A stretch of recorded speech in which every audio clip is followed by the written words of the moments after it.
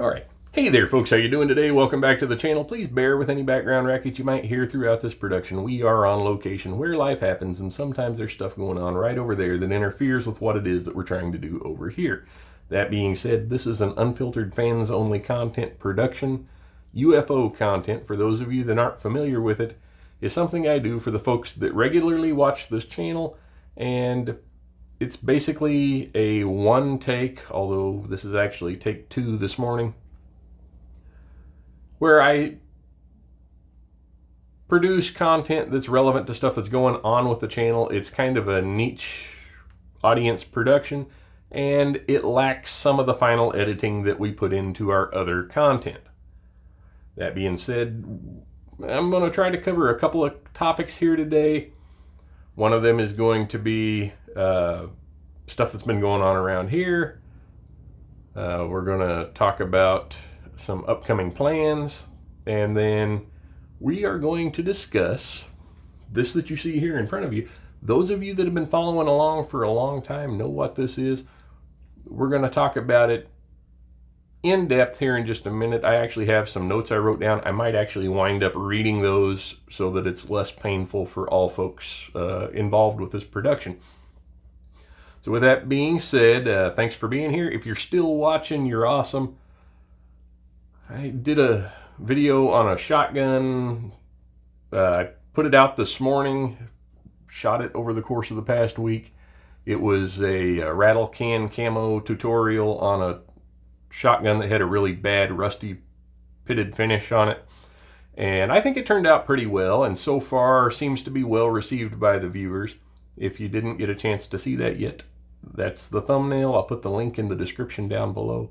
Seemed like it was a pretty good video. I said that it was this morning when I was out here, I had to put on a coat. It was chilly. It was 43 degrees. That is the first time in 6 months that I've been uncomfortably cold outside here where I live. I tell you, the weather is great, and it has me just hankering to go deer hunting, which is coming up right around the corner and fits in nicely with what we are going to be talking about here in a minute. Spoke to the deer the other day. The deer said he's ready to go. The owl-dad apparently don't realize we're coming because they're still hanging out like a free-for-all. And let's see, I don't know which side. I think it's all going to be on this side today. This was last year, man. We cleaned up. We got 5 of them things last year. I'm hoping to get another 4 or 5 of them this year because, well, you know, I'm a carnivore. Okay. Moving into it, recently went to the range with a viewer of the channel. I had posted a picture of it here a while back. It was this guy, Keith. He has been watching since the very beginning. Old school viewer, loyal supporter of what we do here on the channel. We have had the opportunity to get together twice recently to go out to the range, and the last time we went out, I had the opportunity to shoot some of his guns on camera, and just logistically, the time before that didn't work out. But I got to shoot a couple of really cool guns, one of which we've talked about here on the channel. It's came up, I think it's Brian from Georgia has brought it up a couple of times, as well as another guy, Lenny. And that's the JXP, the 10mm high point. Keith has one. Had a couple of hiccups with it the first time we headed out. Pretty sure we figured out what's going on with that. But regardless, we took it out and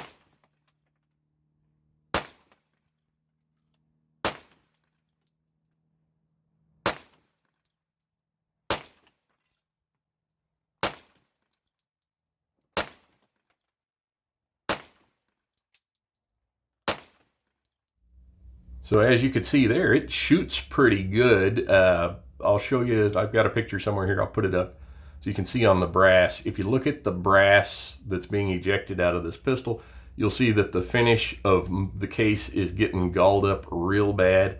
I think that is from rough machining inside of the chamber, and I think that is why the first time we headed out, it was tearing the case rims off of the Aguila 10mm ammo.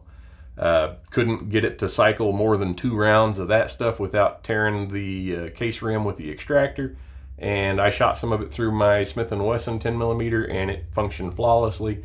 So I think it's from that rough spot inside of the chamber of that pistol. I believe he's going to do something to polish it up himself. I'm sure High Point would probably do it for him if he sent it there. But regardless, just so you know, the High Point 10mm functioned fairly well, with the exception of that rough machining inside of the chamber. Didn't really have anything to fault it for other than the 35-pound trigger that they're known for. All right. Next, I got to take his everyday carry pistol out, which is a Taurus G2C that he has done some extensive custom work on. And that one shot really nice. I was impressed first time I shot it.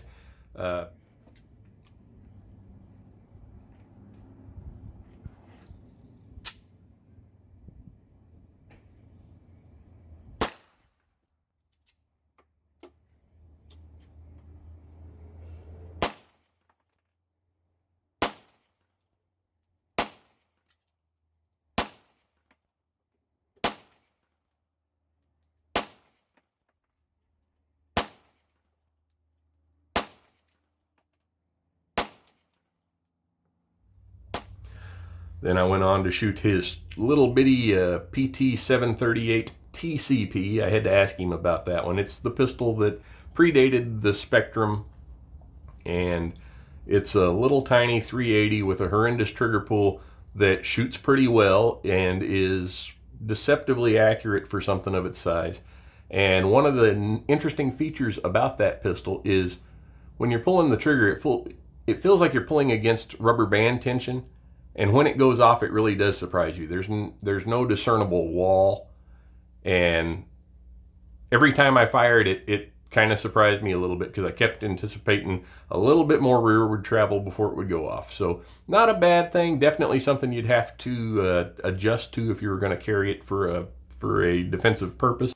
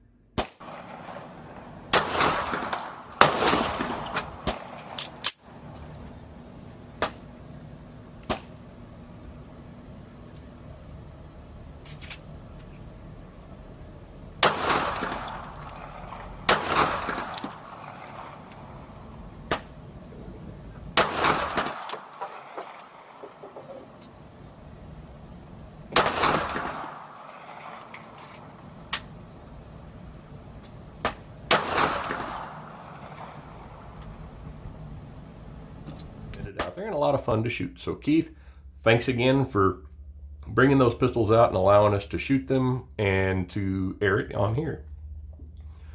We returned the favor, and I took Keith over to the rifle side and I let him shoot this year's project rifle, our 308. That white target's yours.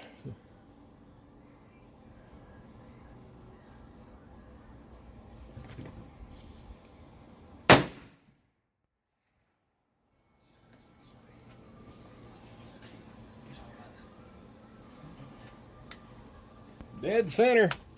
Huh? Dead center. That's what it looked like. Yeah. Couldn't ask for it to hit any better than that.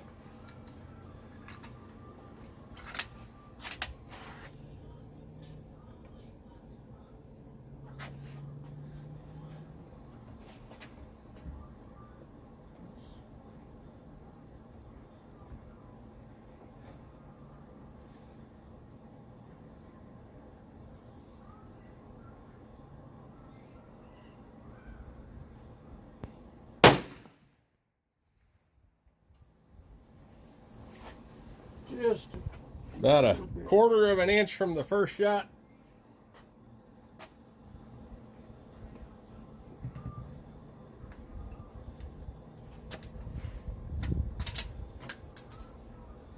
Maybe that far from the first one. it wasn't too bad.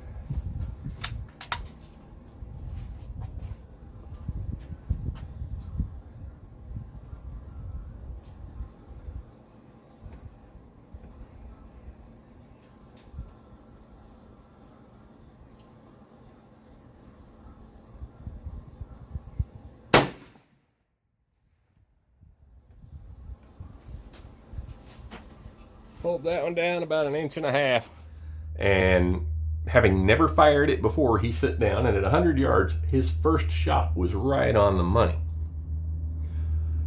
Maybe a minute later, not too long, he stacked another one in there about 0.4 of an inch away from the first one, so those two were really good.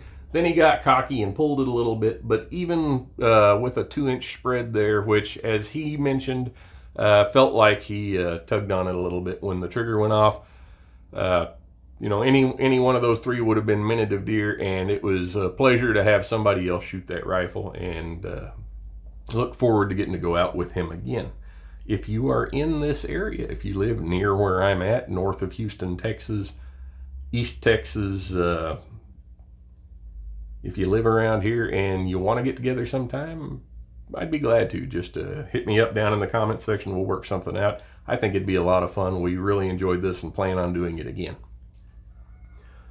All right, moving right along. Yesterday was working with the neighbor on cleaning up from a tree that lost a big limb here a while back. Man, this, between the freeze that we had a couple of winters ago and these excessively hot summers we've had for the past 2 years and this drought that we had, we've lost a lot of trees that were probably not in optimal health. And last year we wound up cutting down a couple of big trees right over here behind the barn, and then lost a couple more this year. And one of them, this one, I actually talked to the power company about that one. If you look in that picture, you'll see my meter loop is right behind it, and that tree is more than twice as tall as that 30-foot power pole that the transformer's on. And I don't want to drop it on the meter loop, so I talked to the power company. Turns out they'll cut it down for me for nothing, for free, but it's going to take a while. So hopefully we get that done sometime over the course of the winter. These other trees that are over here on the other side, you'll see one that died last year, and I was hoping it would come back, but it didn't. So we're going to drop that one this afternoon, which should be relatively straightforward. And then this other one that's on the other side of it, I'm gonna give it a chance because it's still half green. Part of it died off, but I really don't want to lose that tree if I can keep from it. So we're going to see what happens. I might put some spikes in the ground out there to fertilize and hope for the best this coming winter. This coming spring.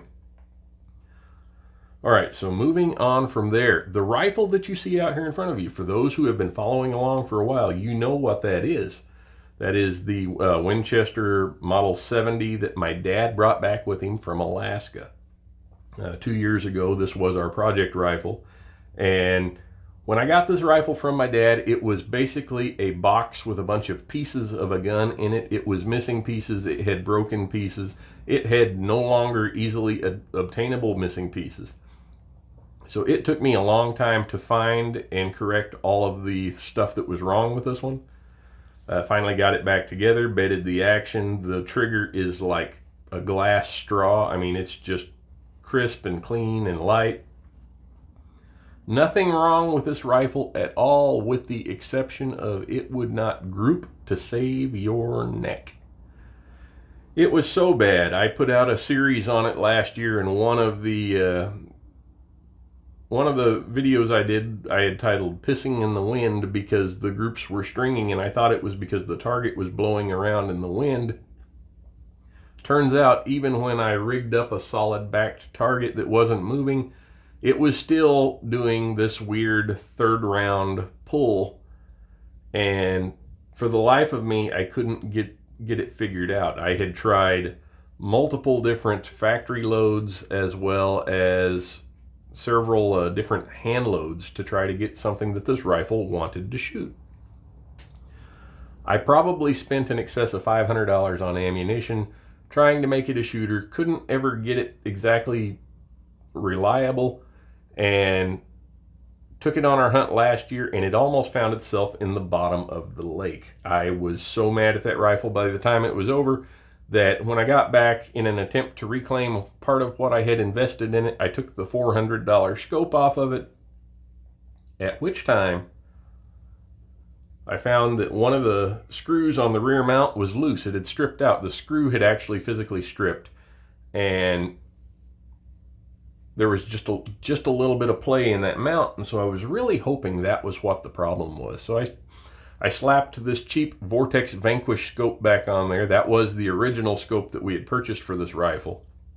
And while it's not ideal, I wanted to give the rifle one more chance. So I went on SG Ammo here a while back, and I picked up 3 different loads for the 243. I had PPU Serbian load. I had the Hornady American Hunter, which I had tried in it before, and it had shot okay.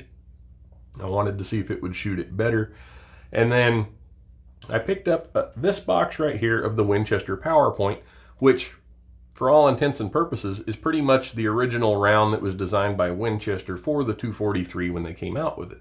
So I went back to the range the other day and I tried the PPU ammo first, and it was literally grouping like an SKS. I mean, the rounds were all over the place. I couldn't believe how bad they were. So after 3 or 4 rounds and going nowhere fast, I abandoned that altogether. Let the rifle cool down, and that's, again, another considerable issue with it is this little pencil-thin barrel profile heats up quick. So I let it cool down, tried again with the Hornady American Hunter, which it had shot okay before, and I got a group about that big, which is much better than the football-sized group that I got out of the PPU ammo, but I still wasn't pleased with it. However, it was relatively well centered. Some of you may remember, if you saw the video I did on the Caldwell lead sled and the MTM shoulder guard last week, that I fired these 2 groups with this rifle. Now, granted, these are only 2-shot groups, but neither one of them is particularly bad, although this one's not fantastic. It is over an inch. Those groups came after, if you look right over here, this was my point of aim when I switched to the Winchester PowerPoint ammunition. I was aiming right here. I fired the first round and I didn't see it on the paper, so I went and got to the spotting scope and I found one of these right over here.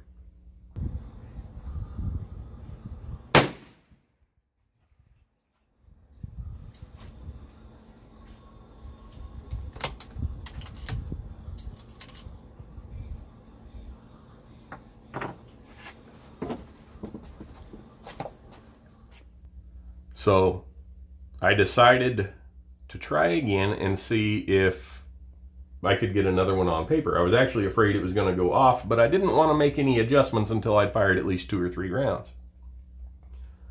So again, aiming right here, I fired that second round, which was literally almost touching the first one. At first I thought it was off the paper. I went back to look and I said, nope, it looks like there's 2 of them right in there.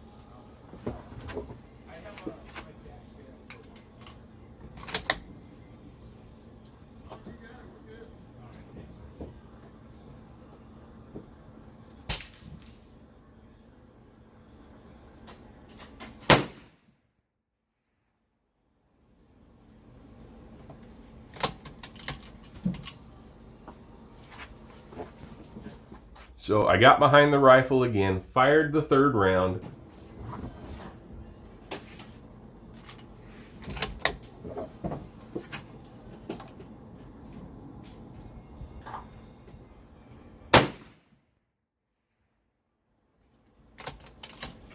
And lo and behold, it went right there.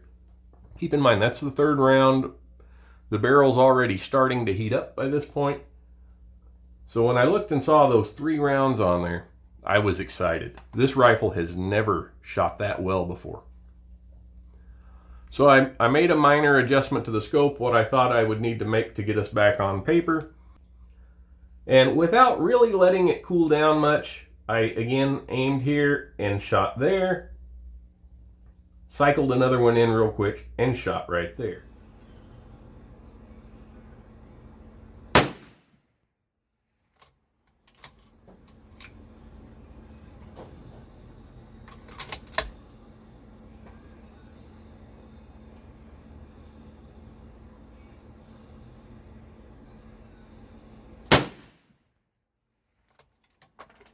So, as I noticed the rounds had started to open up just a little bit, I figured part of that is surely the heat in the barrel. So I figured I'd better let it cool down. So I went on to shoot some other guns for a little while and obtain some other data in other areas. But then I came back 10 or 15 minutes later, made another adjustment, and stacked those two in right there. Now again, slightly over an inch. Arguably, part of that could be my fault, but I was really pleased at what I was seeing out of the rifle. It was consistently now grouping well enough to deer hunt and be confident with the shot you were taking. So I set it to the side again for another 15 or 20 minutes. I really didn't have enough time to let it properly cool all the way. And I switched to the Caldwell lead sled and I shot this group here, which the first one was right on the money and the second one was down just a little bit. So with the exception of those two rounds right there, everything that I fired out of this rifle with the Winchester PowerPoint ammo was sub-minute of angle. So I said all that to say this: I'm going to take the rifle back out with me again this year, and we're going to let it redeem itself from the fiasco that we had last year. Now, let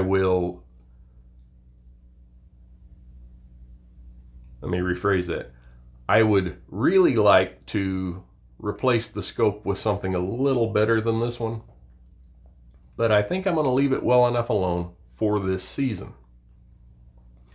If I were to change it out, I would have to get the rifle back out to the range at least one more time before hunting season. And it's already past the midpoint of October here, and hunting season is coming up within 2 or 3 weeks. So I think I'm just going to let sleeping dogs lie and take it as it is. What do you think about it? Am I on the right track with that? Now give me a second here. Let me look through my notes. Much later that the old narrator got tired of waiting and they had to hire a new one. Nope, I think that's pretty much what I had written up on this one. I've said it before, good data is repeatable and reliable. So far, this appears to be repeatable data. I will let you know, of course, in the future how this performs on our hunt. But I think I'm going to try to use it on whitetail as well as maybe some smaller outad. Let me know what you think about that. Upcoming projects. Wow.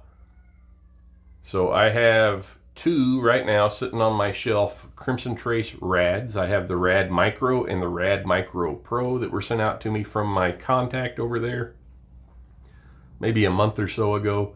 And I'm going to be, in the very near future, comparing those side by side on a pair of Micro 9 pistols.